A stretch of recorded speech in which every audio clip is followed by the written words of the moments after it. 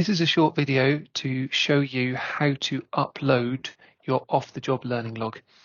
Just as a reminder, the log has to be updated every 4 weeks.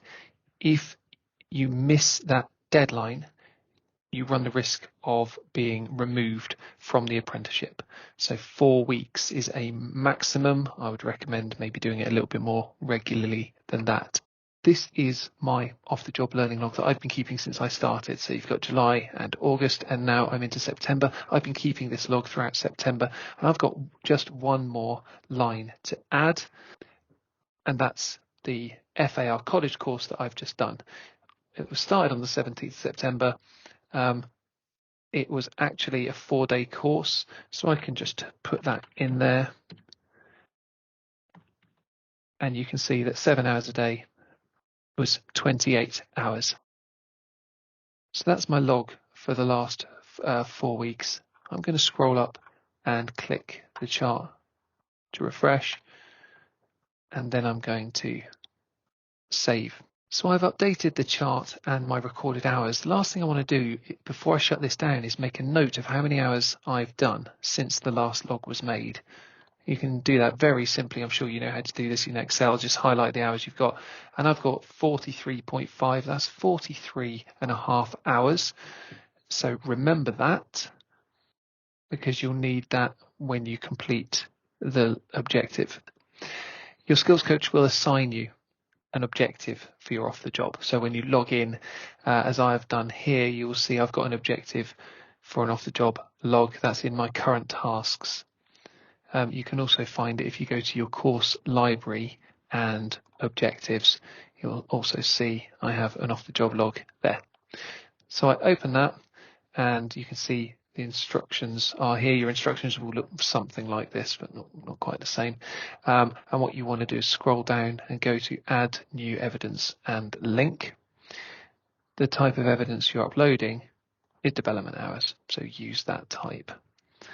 The evidence name, I'm recording this in September, so this is going to be September 22 log. The subtype is learner logged hours, and a description, something like that is absolutely fine. And then I'm going to add a file. I've chosen the file I needed, September off the job, and I'll just give it a title as well. Please remember to do this, otherwise it makes it hard for your coach. Now upload the file. So I've uploaded my September log, and I want to put the hours in that I recorded, which you will remember was 43.5. Remember, it's in decimals, so it said 0.5, but don't put 50 in here, you put 30. And this is the date that I'm uploading it. This will default, so that's fine. You don't need to worry too much about that. You don't need to worry about these bottom ones either. And then you're going to save the evidence, and you'll see then that your evidence has been attached to the objective. I would ask you to do one more thing, and that is to go back to objectives and mark your log as completed, and that will inform your coach that you've done your log for this month. As a reminder, off the job refers to learning knowledge, skills and behaviours that are not your normal day-to-day work. So it is stuff that is new and developmental to you. The ISP modules, they count as off the job. It is also your first intuition courses. It is also study leave if you've been given time off to revise or study. But if you're using your annual leave, or if you're revising in your own time, that doesn't count.